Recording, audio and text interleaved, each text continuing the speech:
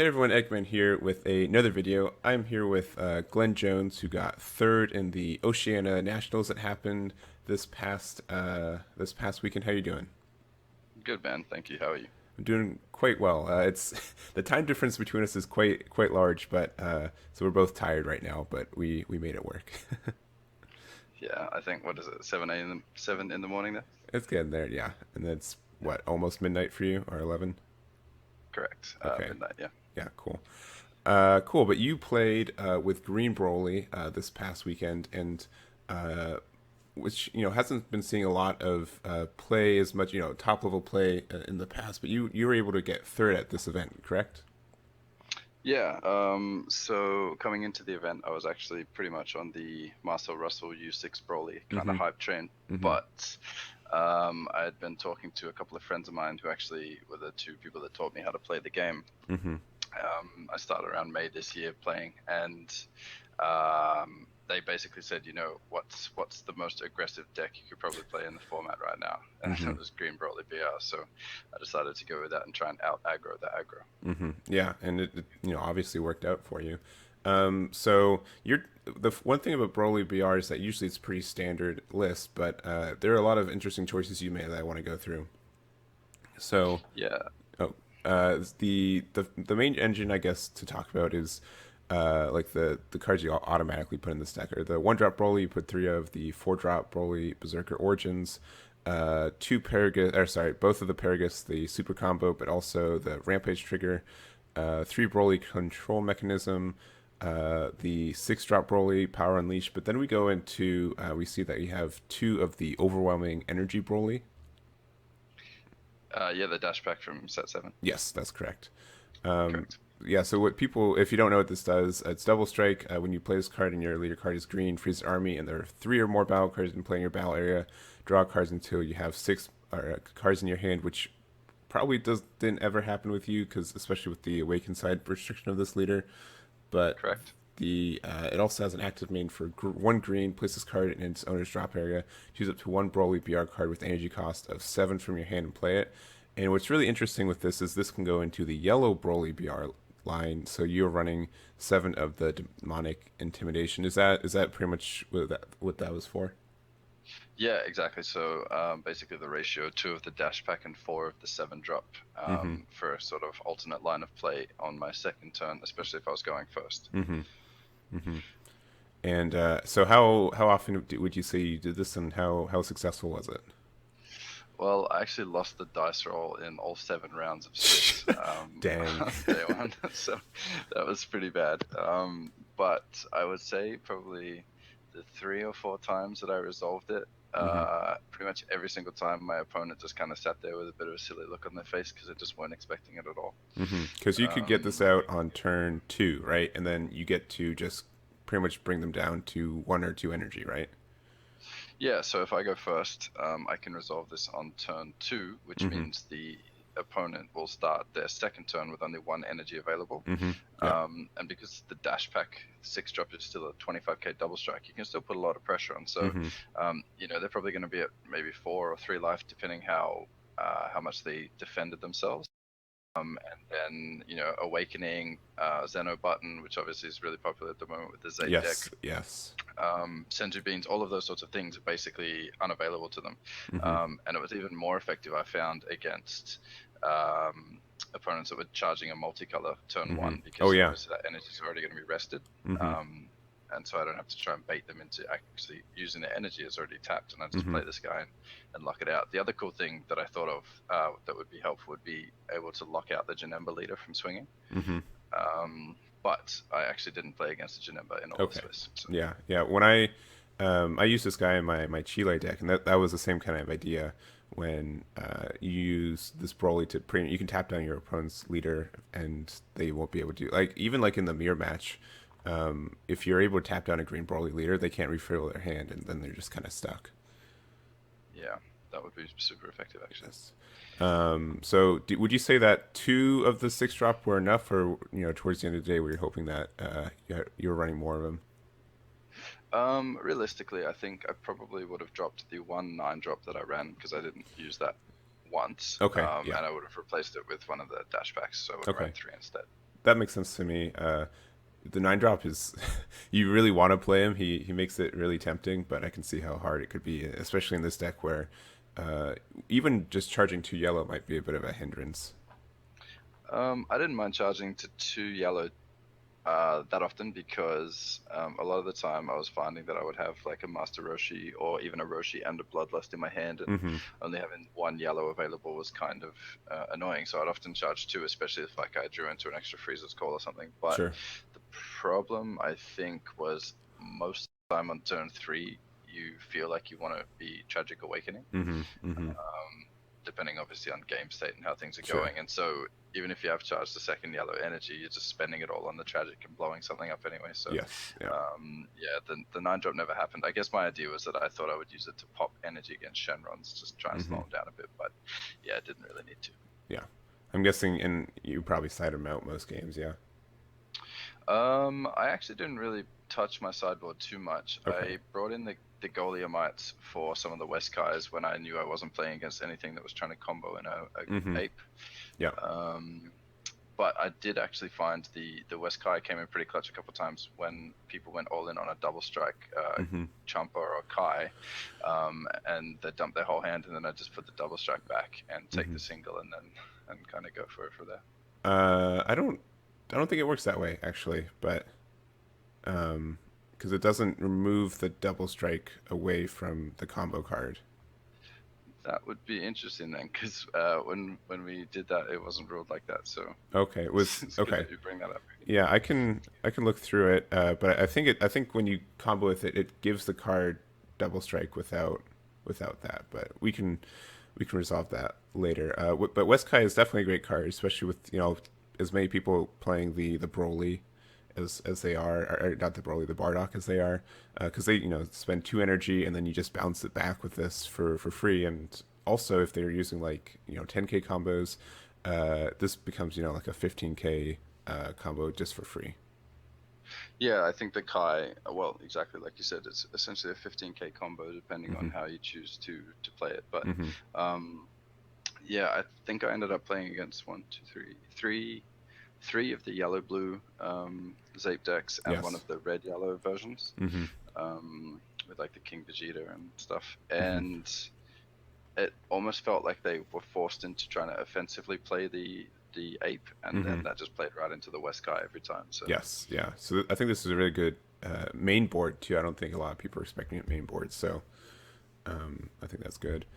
What else do you have here? So I think I already mentioned. So you already go into the 8 line with the secret rare. You don't have the 1 drop Paragus. Would you say that you missed that, or it wasn't really needed? Um, so I was kind of on board that hype train for the Dashback Paragus, but Hmm. and in my previous attempts at playing this deck, I'd always ran it. But Uh huh.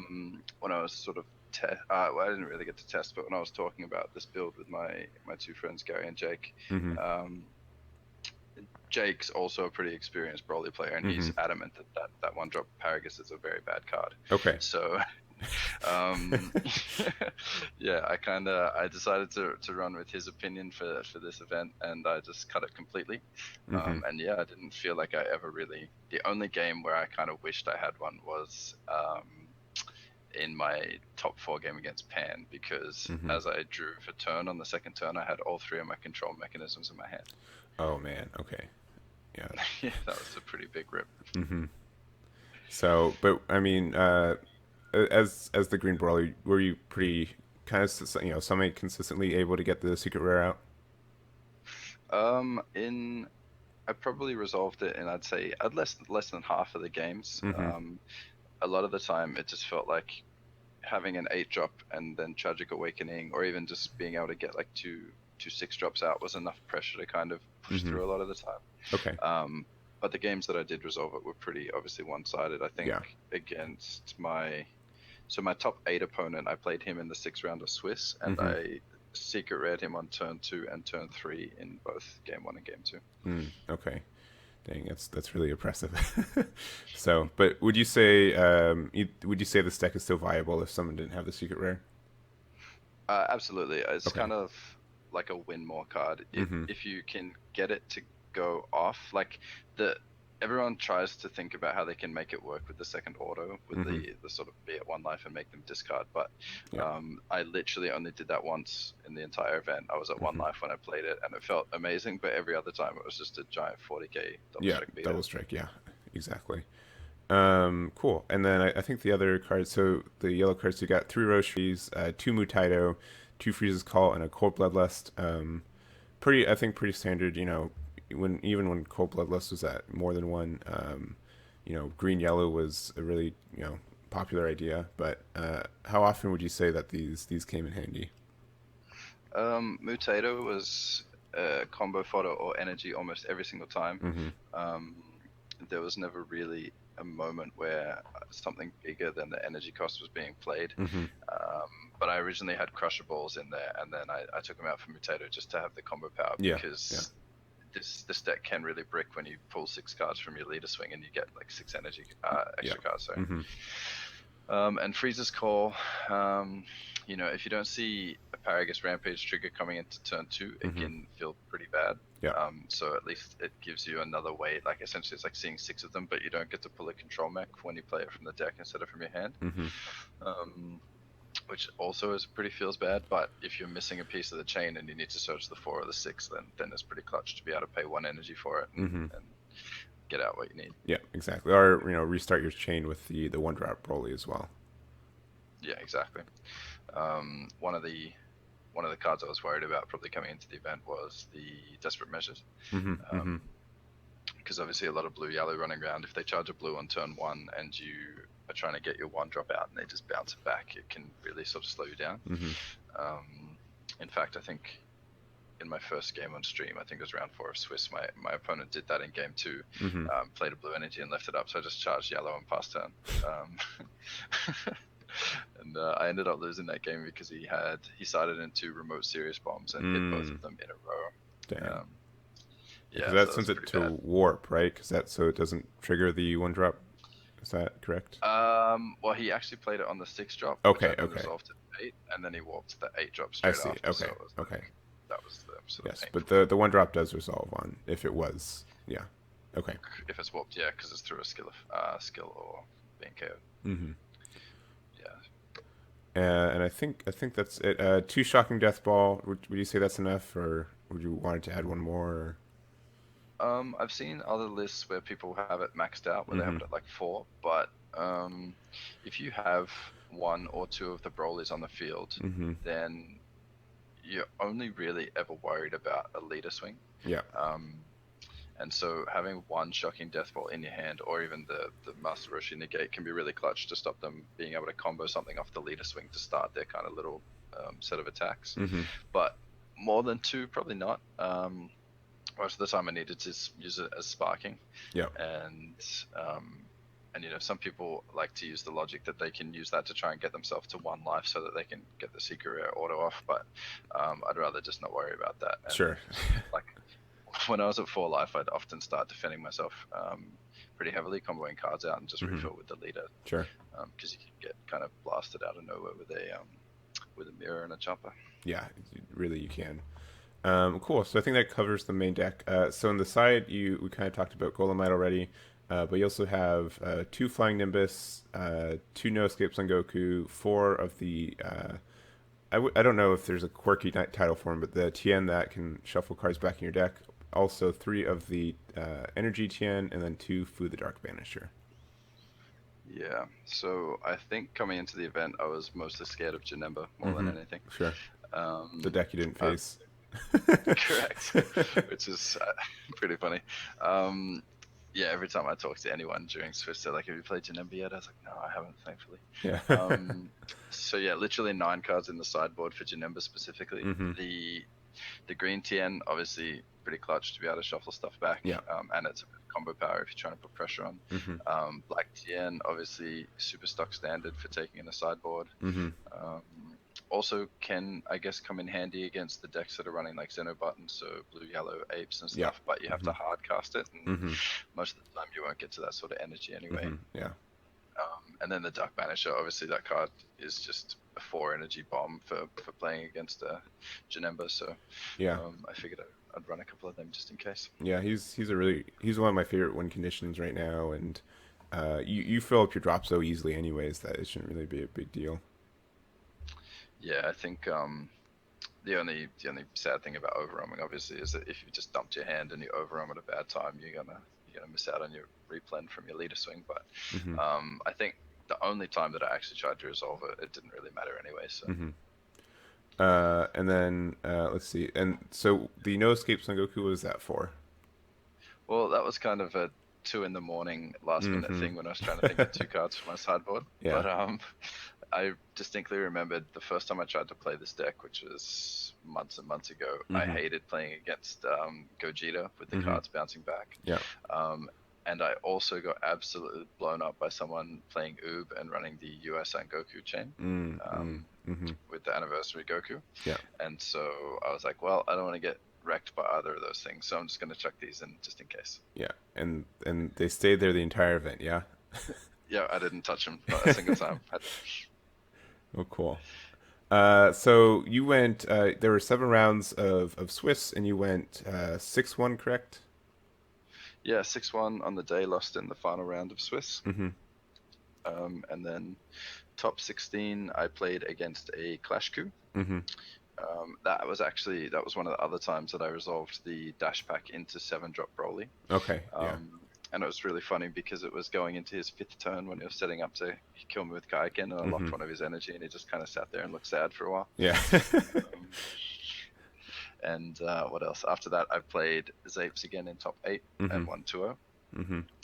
on stream. And then I played Pan and lost 2-1, and that was Mm-hmm. the game where I had all 3 of my control mechs in my hand on Mm-hmm. turn 2. And you went. Um, It was 2-1. You said. 2-1, yeah. Yes. Okay. And then at the end in the 3rd place match, I played against Shenron. He's a really, really good player, and ended up winning 2-1, which is pretty lucky. Cool. Yeah. And then throughout the Swiss rounds, what were your, if you remember your matchups, can you shotgun those real quick? Yeah. Baby round 1, Mm-hmm. Purunga round 2, Red Yellow Apes round 3, Blue Yellow Apes round 4, Mm-hmm. Shenron round 5, Blue Yellow Apes round 6, and then Broly Universe 6 round 7. Mm-hmm. Which was the guy who ended up winning the entire event, right? Yeah. And as I learnt, the 4-drop Kale, the Awakened Sister, Mm-hmm. absolutely ruins the Broly chain. Yeah, I can only imagine. Like she seems kind of specific to blowing up stuff, but the things she blows up can just be devastated by it. Yeah, when your rested Broly gets his auto turned off and then sent back to your hand, you just Yeah. kind of sit there and feel bad. Yeah, but so you pretty much only lost against the people who got first and second at this event, so that also probably feels pretty good. Yeah, I think I was really, really surprised with how I went. Mm-hmm. At regionals a few months ago, I came 69th. Okay, I had 2 nice. wins, 2 draws, and 2 losses with Baby, Mm-hmm. um, which is about as average as I could possibly go. Mm-hmm. But yeah, coming to this event, I didn't really have high hopes. I didn't test, I didn't practice or do anything. I just had a bit of a group chat with a couple of mates and Mm-hmm. put this together. And then I guess I just got a bit lucky Yeah, across the weekend. and I mean that's what happens, but I mean it's luck, but also you played well for a day and a half. So congrats to you. Any shout outs before we head out? I guess the first shout out would probably be to Daylon Mack. Mm-hmm. I saw him playing on stream, and that's where I kind of pinched the idea for the dash pack to 7-drop. Mm-hmm. So shout out to him. Yep. And then shout out to Jake Mills and Gary Baker for teaching me how to play, and Mm-hmm. also cooking up some spicy stuff in the kitchen with me. Yes, nice. Well, cool. Thank you so much for reaching out. This was a lot of fun, and it's really cool to see a deck like this get third. So, yeah, thank you guys so much for watching, and we'll catch you all next time.